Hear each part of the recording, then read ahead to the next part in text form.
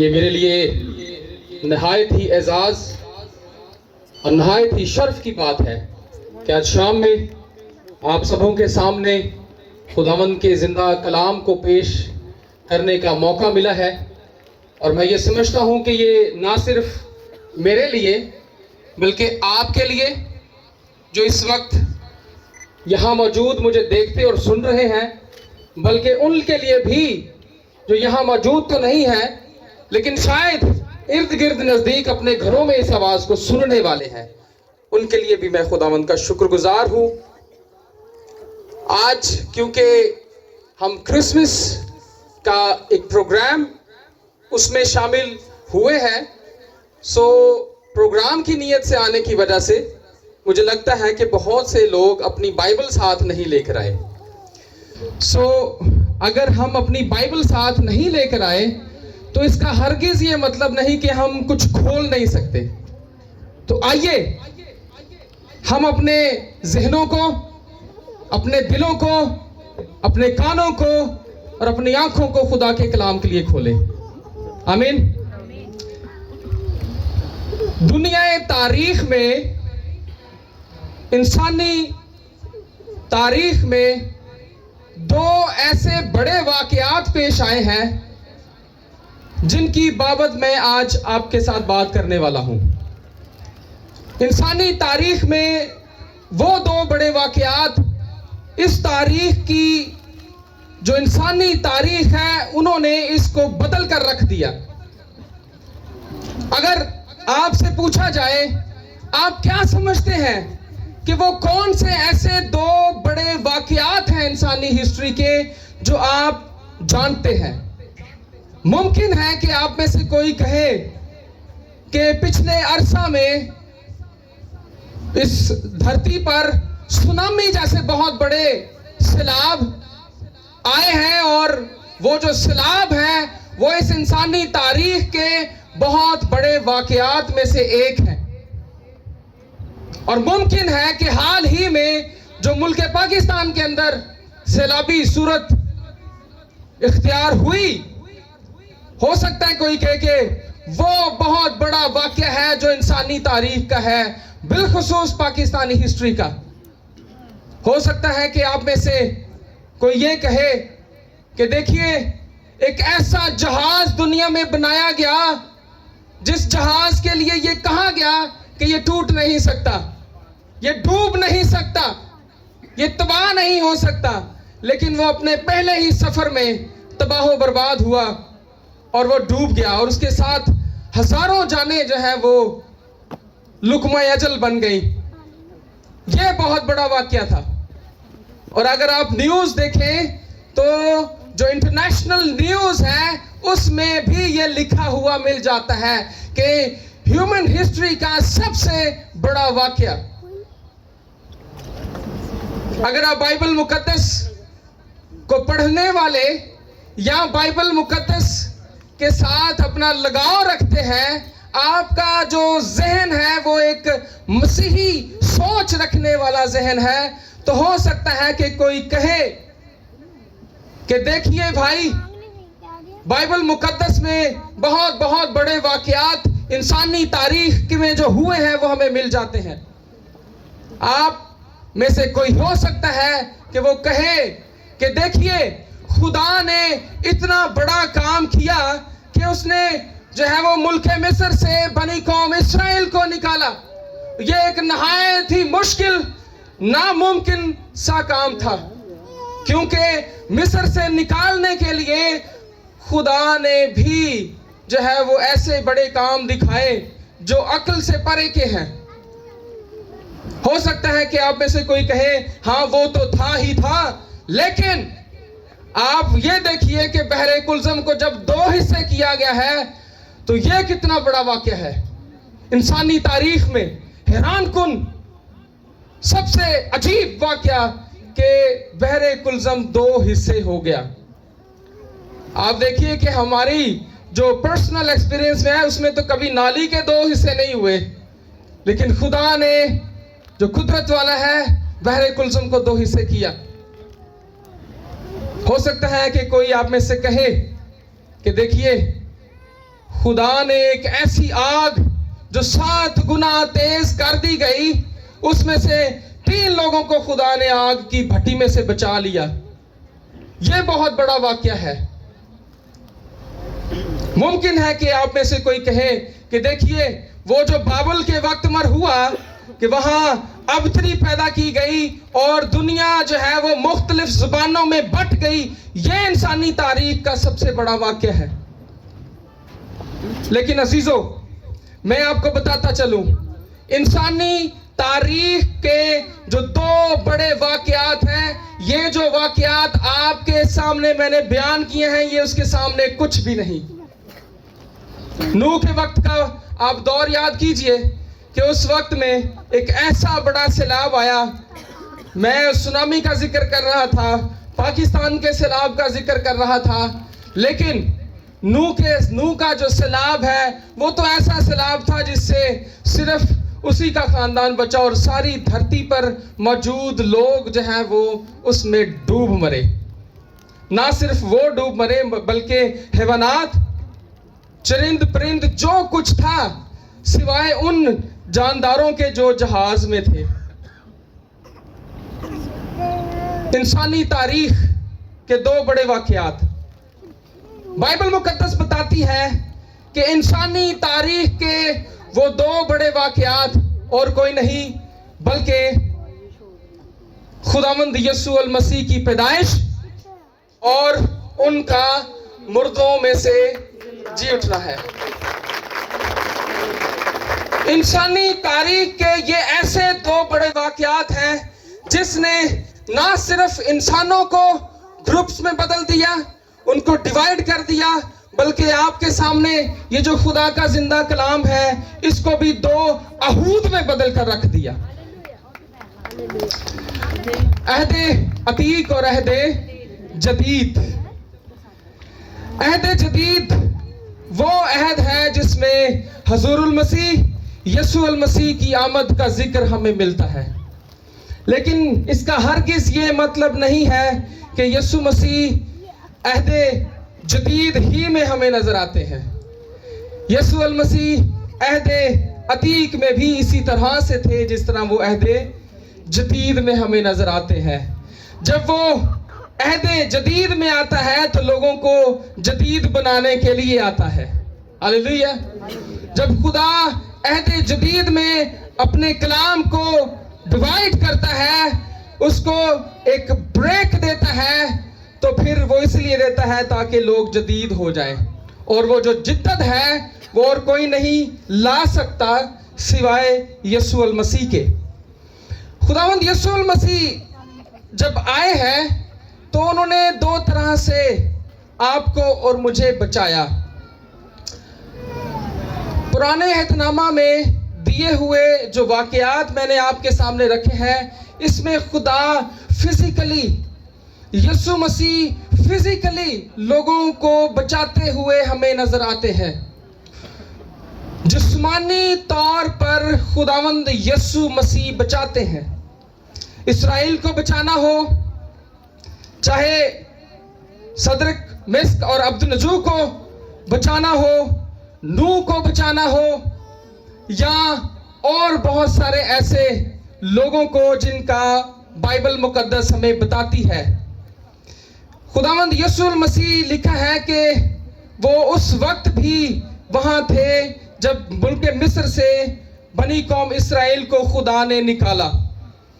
वो सुबह के वक्त बादलों की सूरत में और शाम को आग के सतून में वो उनके साथ साथ चलता था। वो उनको हर तरह से प्रोटेक्ट करता था। लेकिन जब खुदावंद यीशु मसीह अहदे जदीद में उनकी आमद हमें दिखाई देती है, तो उनकी आमद इंसानों को फिजिकली, ना सिर्फ फिजिकली बचाना है बल्कि उनको स्पिरिचुअली बचाना है। खुदावंद यीशु मसीह आपको और मुझे स्पिरिचुअली बचाने के लिए आए। बाइबल मुकद्दस बताती है, फरिश्ता जब यूसुफ के पास आता या वो मरियम के पास जाता या वो गडरियों के पास जाता तो उन्हें एक ही बात कहता। यूसुफ ही की कहानी लीजिए, मत्ती 1:21 में लिखा है कि उसके बेटा होगा तो उसका नाम यीशु रखना, क्योंकि वही अपने लोगों को उनके गुनाहों से निजात देगा। यीशु मसीह के आने का जो मकसद है वो फरिश्ते ने या फरिश्तों के ग्रोहों ने इस खुशखबरी को तमाम जगहों पर फैलाया। चाहे वो गडरियों को मिली, चाहे वो बीबी मरियम को मिली, चाहे वो हजरत यूसुफ को मिली, जिन जिन को भी खुशखबरी मिली उन्हें ये कहा गया कि वो निजात देगा। यीशु उसका नाम रखना। यीशु नाम का मतलब है, किसे किसे पता है यीशु नाम का मतलब? सिर्फ हाथ खड़ा कर सकते हैं, चीटिंग नहीं करनी। हाँ जी, चंद लोग हैं जिन्हें पता है यीशु नाम का मतलब क्या है। What is the name of Jesus? यीशु नाम का मतलब क्या है? यीशु नाम जिसे यहोशुआ भी कहते हैं, यशुआ भी कहते हैं, यीशु मसीह भी कहते हैं, ख्रिस्तुस भी कहते हैं, ईसुस भी कहते हैं, इसका एक ही मतलब है। इसका मतलब है खुदा निजात देने वाला। हालेलुया। जो आया है वो है जो निजात देगा। आप देखिए, आज हम क्रिसमस सेलिब्रेट करने वाले हैं। एक बहुत बड़ा पैगाम, एक बहुत बड़ा मैसेज है आज के इस खूबसूरत प्रोग्राम के वसीला से जो आपके और मेरे लिए है। आपको याद है यीशु मसीह, जैसे फरिश्ते ने कहा कि वो पैदा होगा, उसका नाम यीशु रखना, क्योंकि वही अपने लोगों को निजात देगा। उसके आने का मकसद है निजात देना। और इसकी प्रैक्टिकल एग्जाम्पल, इसकी जो अमली इसका मुजाहिरा है वो एक जगह पर बखूबी तौर पर हमें नजर आता है। मैं वो पूरी स्टोरी नहीं आपको बताने वाला, सिर्फ उसका लुब्बे लुबाब आपके सामने जरूर रखूंगा। आप देखिए कि यीशु मसीह एक ऐसे शख्स के घर में जाते हैं जो गुनहगार था। वो ऐसा शख्स था जो लालची था, गुनहगार था। अगर सादा लफ्जों में कहूं तो मेरी और उस शख्स की हालत एक जैसी है। शायद मैं उससे कम या ज्यादा नहीं, मैं भी वैसा ही था। जब यीशु मसीह उसके घर में आते हैं तो यीशु मसीह अभी तक कुछ नहीं कहते जब तक उनके आने का मकसद उस शख्स की जिंदगी में पूरा नहीं हो जाता।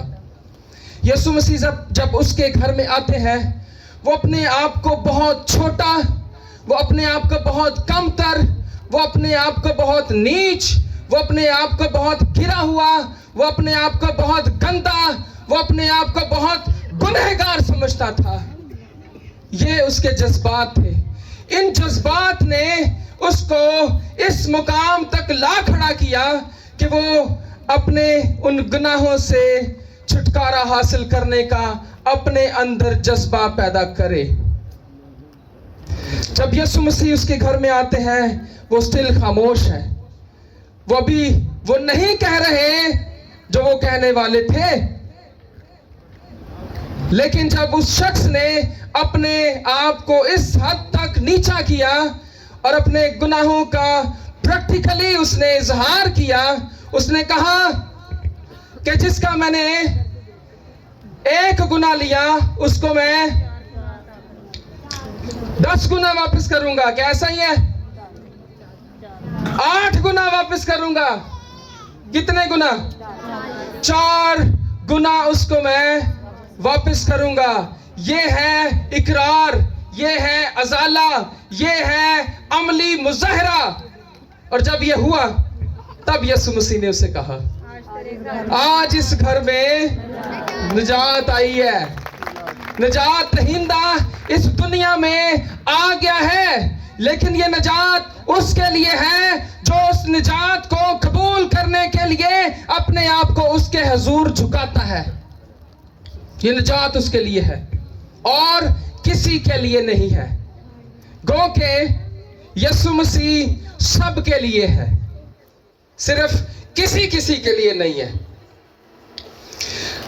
कैसा हो कि हम सब क्रिसमस मनाएं, हम सब निजात दहिंदा की बर्थडे, उसकी सालाना सालगिरह की एनिवर्सरी या मिलाद मनाएं, लेकिन उसके बाद भी हम और हमारे घराने और हमारा घर उस एक बड़ी खुशखबरी से खाली रह जाए। यीशु मसीह की सालगिरह हम हर साल मनाते हैं। क्या मेरे इस घर में, क्या सबको ये घर नजर आता है? क्या मेरे इस घर में निजात आई है? ये एक बहुत बड़ा सवाल है, एक बहुत बड़ा क्वेश्चन है जो मैं आज शाम आपके लिए छोड़ना चाहता हूं। क्रिसमस का हरगिज ये मतलब नहीं कि हम नए कपड़े, नए जूते, नया पेंट कोट, सब कुछ नया कर ले, लेकिन इन कपड़ों के अंदर जो हो वो वही हो जो पिछले साल था, वो वही हो जो पैदा होने के वक्त था। अगर तो ऐसा है तो हम यहां से तो नए हर एक को नजर आएंगे। हो सकता है कि कोई कहे कि पादरी मेहताब गिल साहब आज बड़े नए नए साफ साफ लग रहे हैं। लग भी रहा हूं कि नहीं लग रहा? लेकिन मैं आपको बताऊं, जितना मैं यहां से साफ लग रहा हूं, यह सफाई कुछ नहीं उस सफाई से जो यीशु मसीह ने यहां कर दी है। हालेलुया।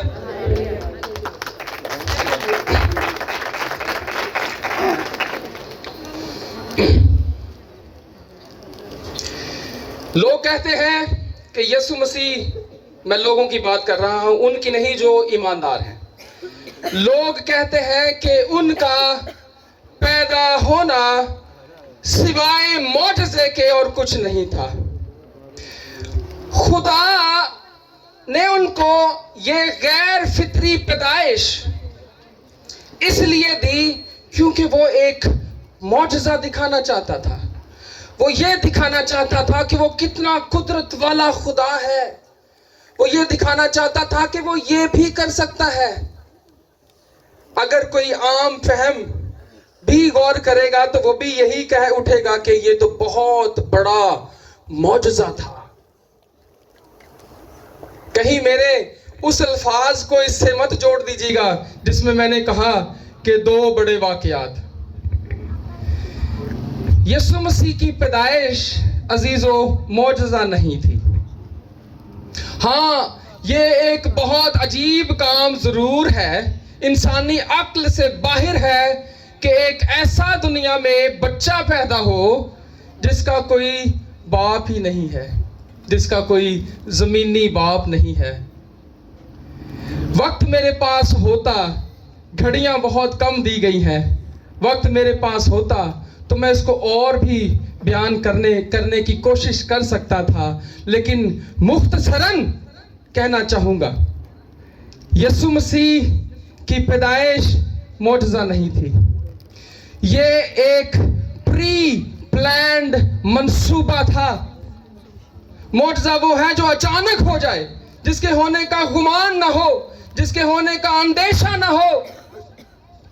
लेकिन ये एक ऐसा वाक़या है, एक ऐसा गैर फितरी, गैर मामूली काम, एक ऐसी जो है वो सिचुएशन है जिसकी बाबत खुदाए कुदूस, यहोवा एलोहीम खुदा, जिसे हम खुदा बाप कहकर बुलाते हैं, उसने सबसे पहले खुद कहा, उसने सबसे पहले खुद बताया कि ये होगा।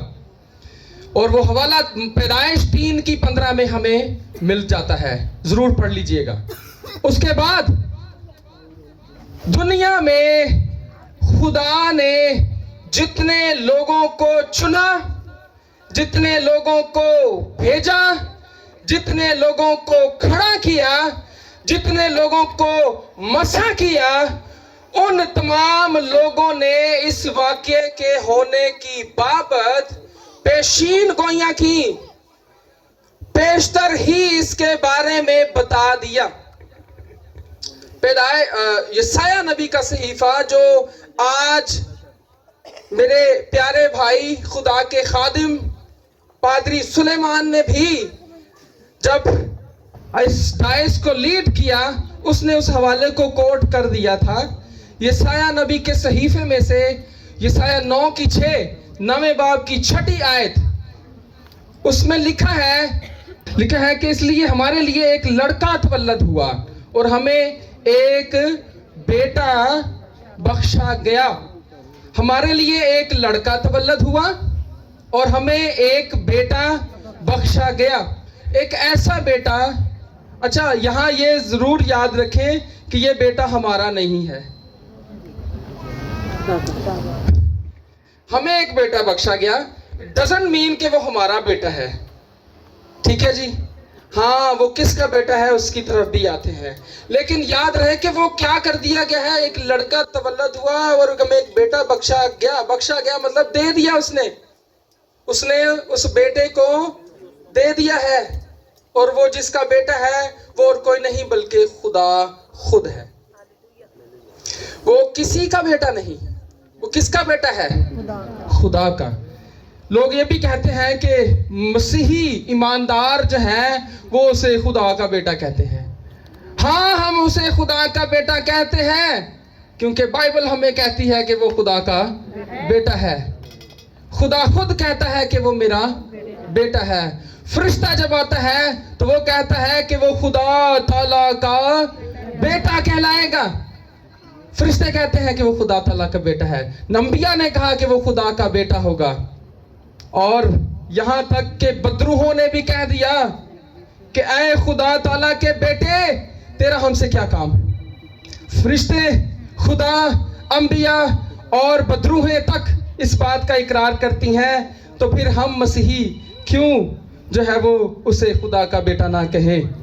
यूहन्ना 3:16, आइए हम सब उसका विरोध करें।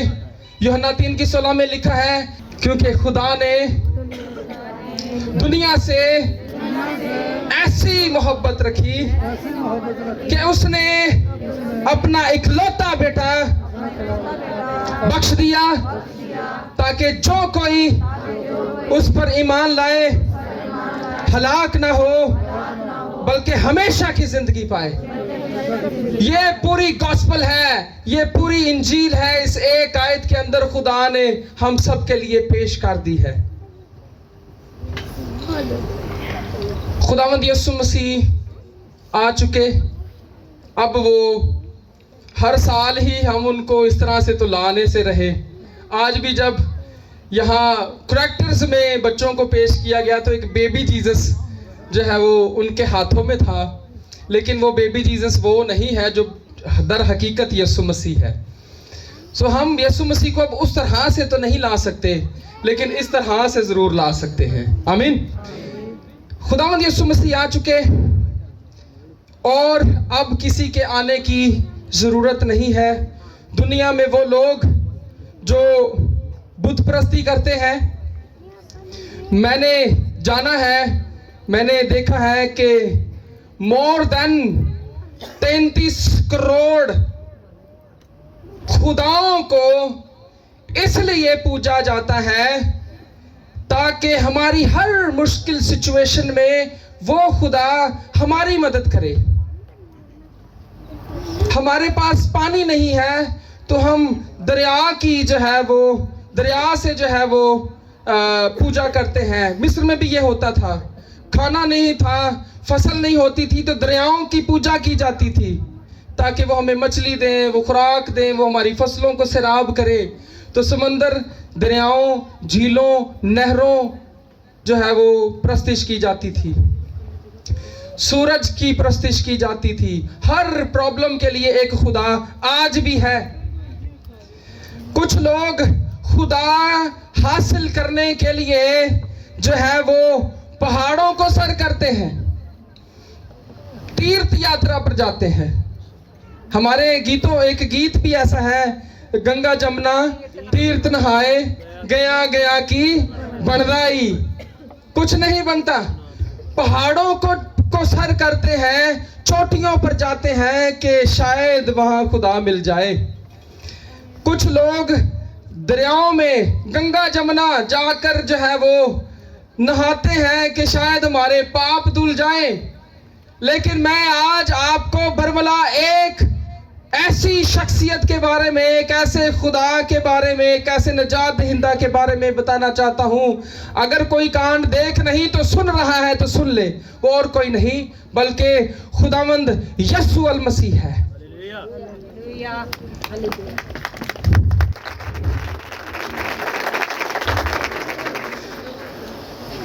हमें गंगा जमुना या तीर्थ यात्रा अब करने की जरूरतें नहीं रही। हमें कहीं ना चढ़ने की जरूरत रही, ना हमें उतरने की जरूरत रही, बल्कि खुदा खुद आसमान से जमीन पर उतर आया।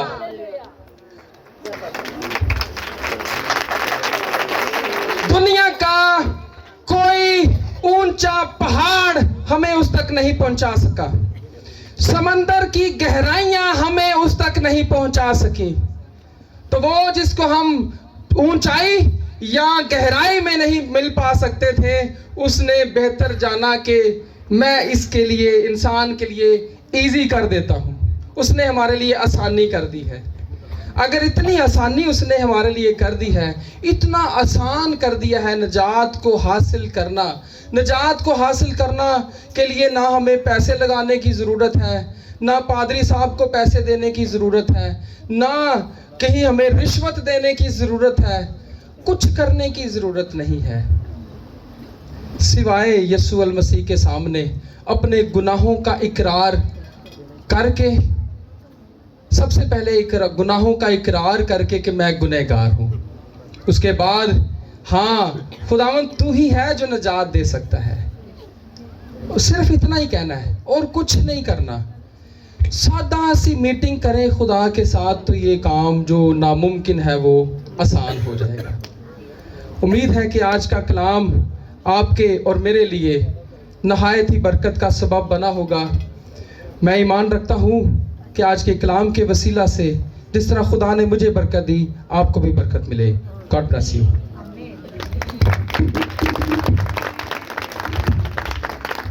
आइए हम अपने स्वरों को, अपने कदमों पर हम खड़े होंगे और खुदावंद खुदा की हजूरी में खुदा के हजूर दुआ करेंगे।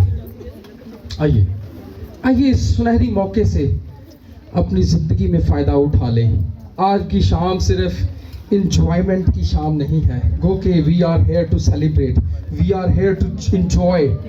खुदा ने हमें ये मौका ही सेलिब्रेशन के लिए और इंजॉयमेंट के लिए दिया है, लेकिन इस एक अहम तरीन काम को करके हम सारी सेलिब्रेशन और इंजॉयमेंट करने के हकदार होंगे।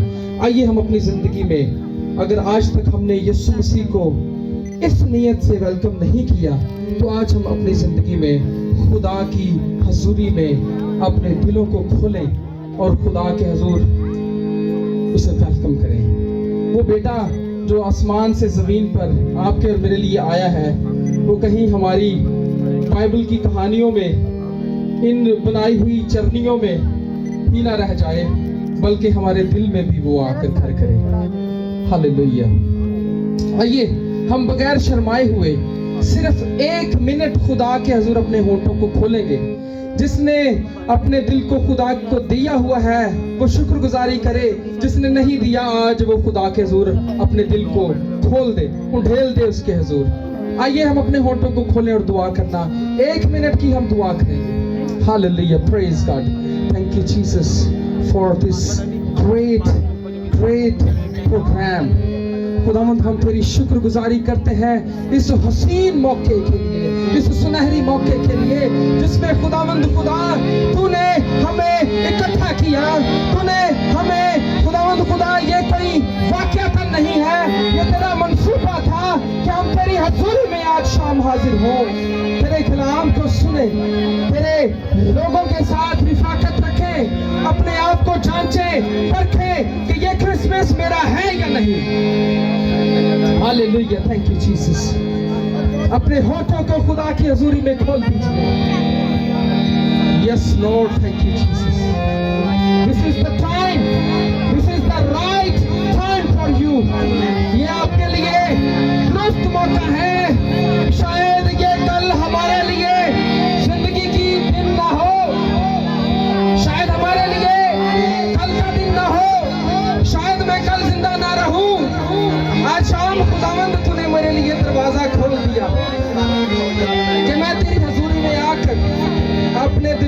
बोलूं, मैं जैसा था मैं वैसा ना रहूं।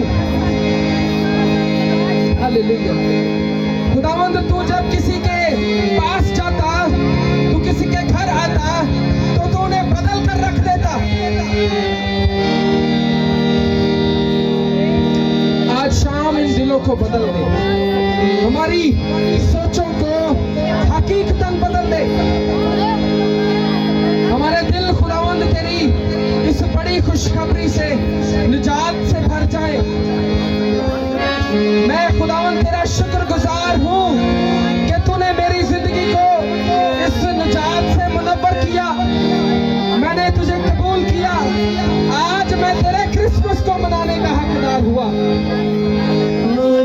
Yes Lord, thank you Jesus. Thank you Jesus. Hallelujah. Praise.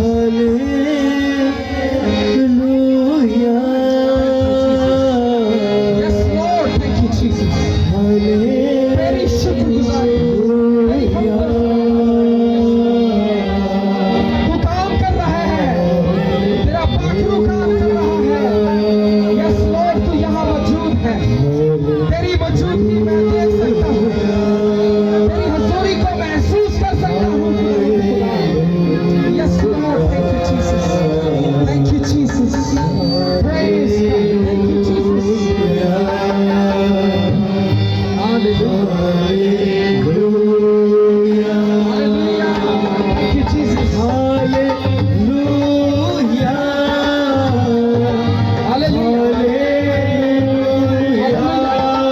आइए अपने हाथों को बुलंद करेंगे। Yes Lord. आइए जाहिर कीजिए कि पाखरू आप में जुम्बिश कर रहा है। Yes Lord, thank you. Yes Lord, ये मेरे लिए खुशी का वक्त है। Yes Lord.